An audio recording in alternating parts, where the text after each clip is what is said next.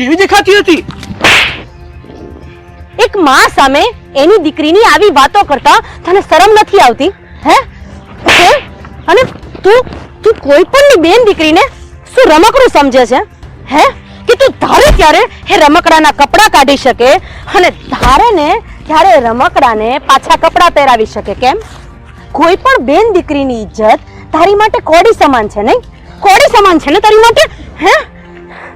એક સ્ત્રીની શું ઇજ્જત કહેવાય ને?